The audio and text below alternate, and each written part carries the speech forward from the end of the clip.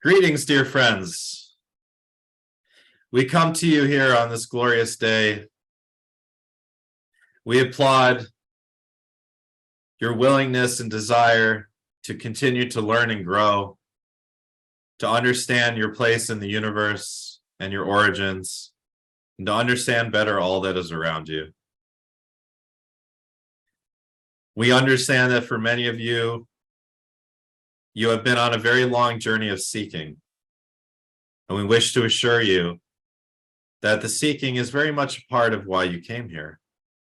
The seeking of knowledge is something that you've done on many places throughout this galaxy, or for many of you throughout the universe.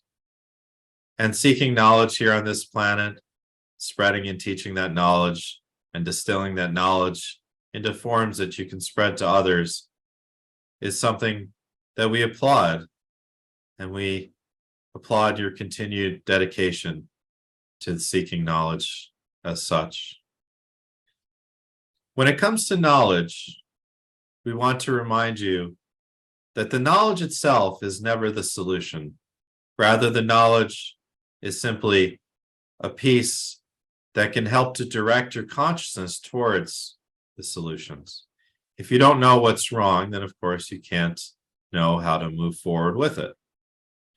So for those of you that are here as starseeds, whether you come from our realms or from the other realms, you may remember that there is something that you had desired to bring here from your particular realm. It may have been that you had decided that there would be something on this planet, some sort of material that would trigger a remembrance, a remembering in you to understand and to seek further understanding and to seek out knowledge that you already knew from the places where you came.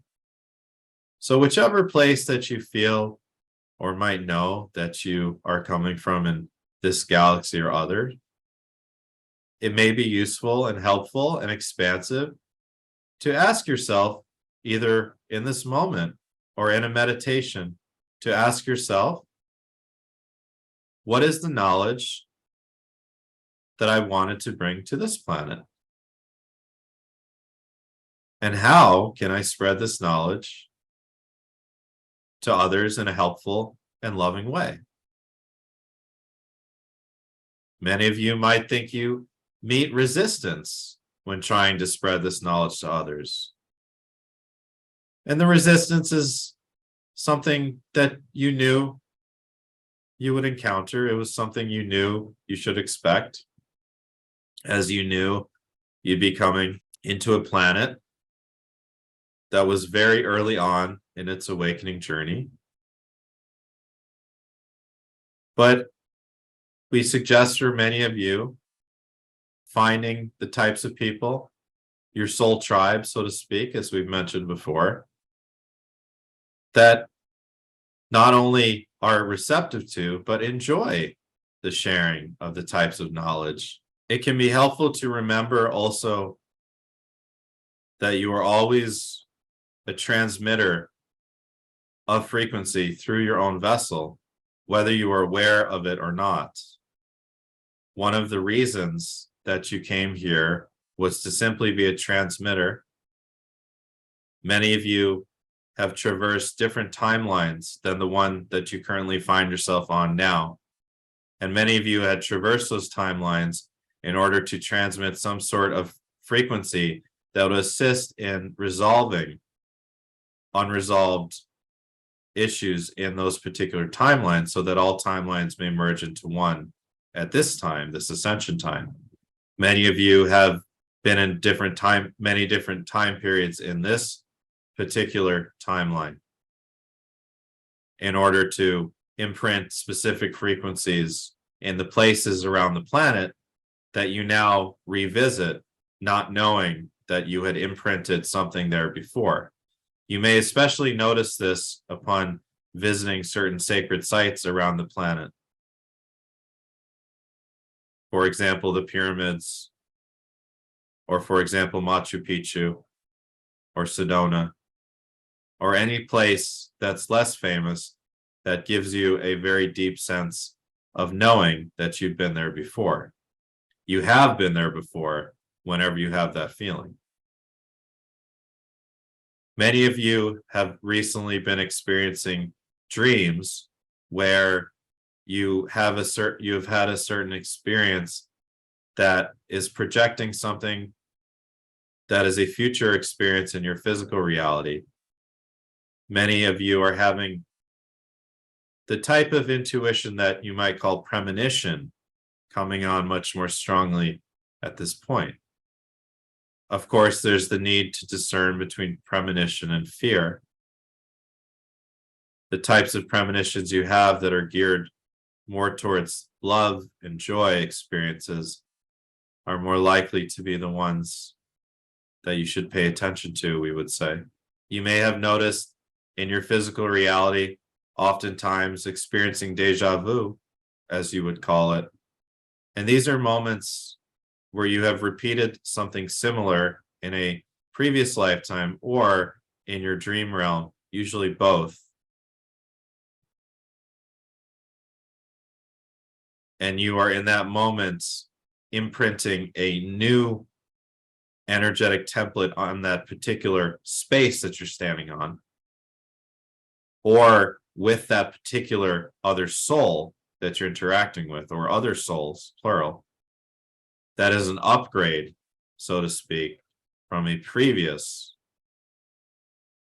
energetic imprint from another lifetime or from the dream space. So we say all this to remind you that you are always doing ascension work, and you are always doing a grid worker, whether you call yourself a grid worker or not, whether others call you a grid worker or not, whether you even believe you're a light worker or not, or even you believe you're a starseed or not. There have been many lifetimes where you've been here and not known you were a starseed, not known you were from our planets or from the our Pleiadian friends, and so on and so forth, but yet you were still doing ascension work. Even in times when you've been in places of emotional darkness or acting out of fear or acting out of anger, even in those lifetimes, there were moments where the light was shining through your crown and through your vessel. You were emanating this energetic imprint or frequency that was meant for wherever you were.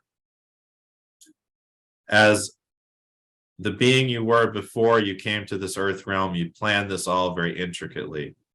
You looked at all the probabilities. You looked at the probabilities of where Earth would be during this period, during this particular year you find yourself in.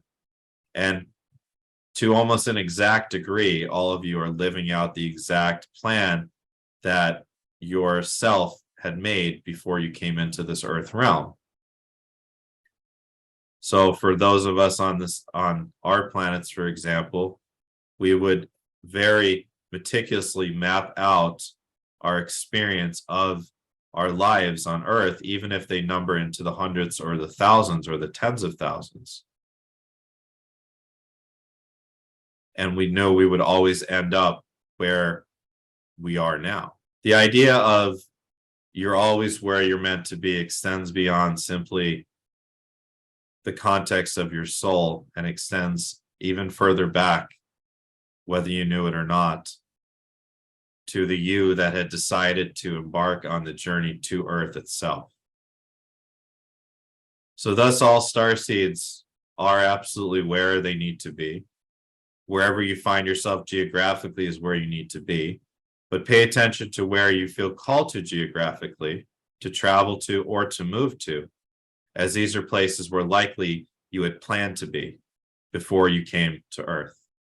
There are some major obstacles in the road as a collective the rest of this year, which you will see unfold. The weather, the climate on this planet is deeply in flux. You will see more manifestations of that play out over the coming years. The positive aspect of this is, as a collective, there will be more and more pressure put on your governments to shift you to more clean energy sources. You're moving past the time where most people will want to tolerate the use of fossil fuels and the use of the old technologies. Be wary of getting sucked too deep into the AI industry. There will be a whole new industry created where people will be encouraged to essentially live the majority of their days in so-called metaverses. Be wary of whether the intention here is to give people a fun time or to harvest their energy. Where there's AI, there's likely to be archons. All that being said, the use of technology and AI, of course, is a wonderful thing. It, for example, allows you to have this forum now with your channeler.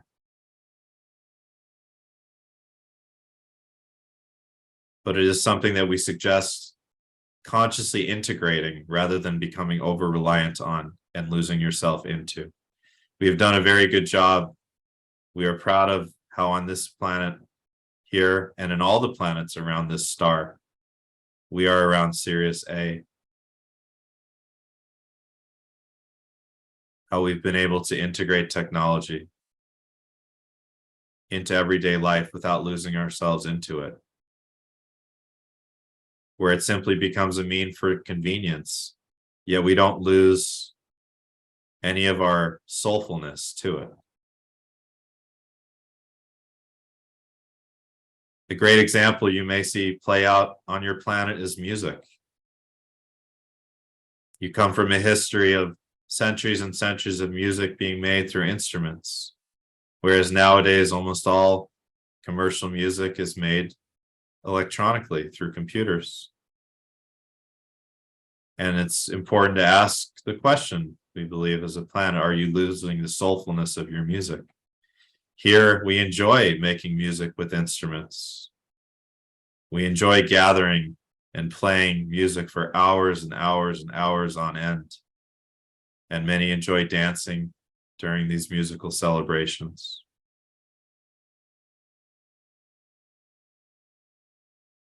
Another example is communication. We see many humans having trouble communicating, especially younger ones now, with other humans verbally. Yes, you are going towards a telepathic reality, and your current technologies are the ramp up to that.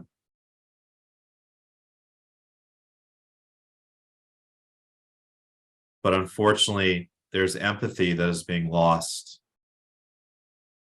through the lack of in-person communication that is becoming rampant among many young people in many nations. We look at Japan, for example. We look at parts of China.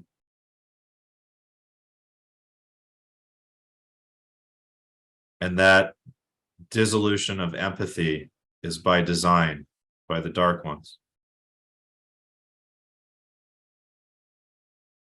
They want most humans to lose themselves into AI technology so that they lose the human connection and they feel disconnected from the collective. The solution to this is to push more towards empathy, love, compassion, understanding, agreement, working in groups with others when possible. We love working with groups here. Everything our young people do is in groups. When a young person on our planet feels ostracized, perhaps they have a different personality, perhaps they have something on their face that looks different than their peers, or anything on their body that looks different. We as adults do make every effort to pull that child into groups and make him or her feel intricately involved in a group. We find that to be such a crucial part of development of young people. And it concerns us the direction that young people in many countries on your planet seem to be going.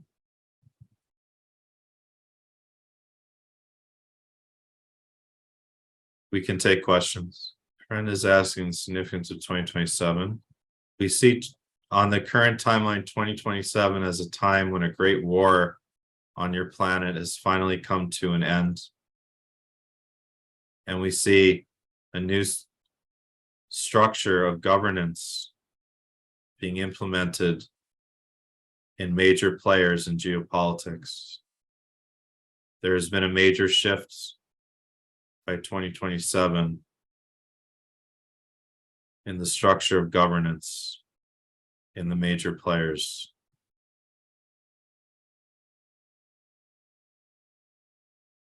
There is no guarantee or necessity of violent conflict leading up to this. However, you seem to be headed forward on the current trajectory.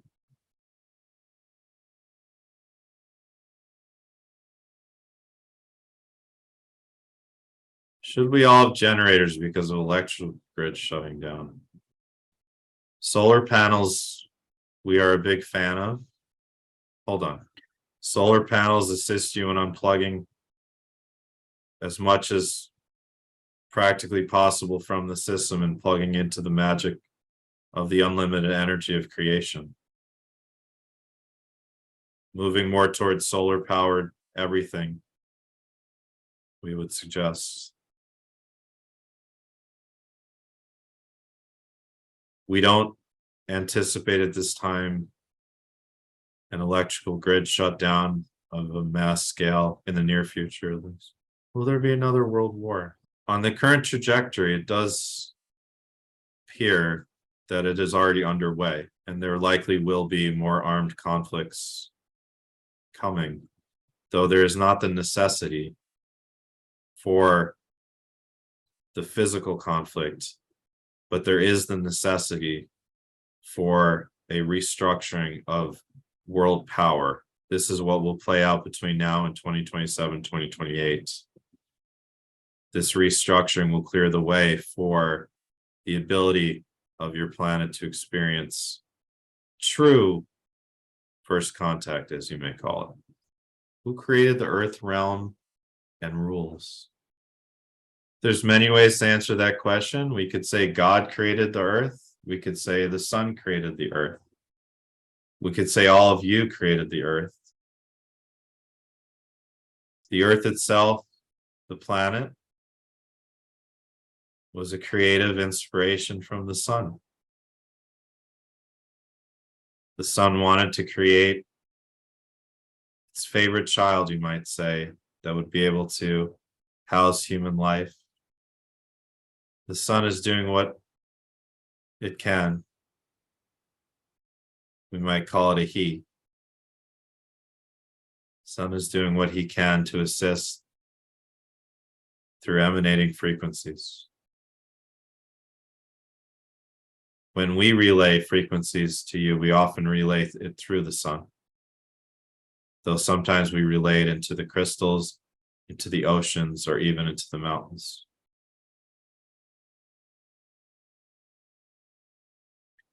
How do we raise our vibrations? Don't forget the simplicity of song and dance.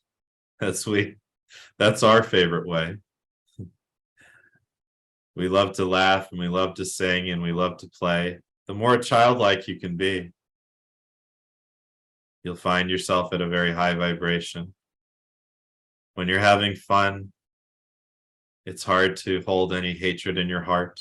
If you may find one particular activity that you can repeat on a daily or weekly basis, that really brings out that sense of joy in you. No matter how simple it is, that really is the best way. Is joy the highest vibration? We would say love is the highest vibration, and joy is a manifestation of love, because you cannot feel true joy if you're not loving. but all is created out of love, out of a love for creation.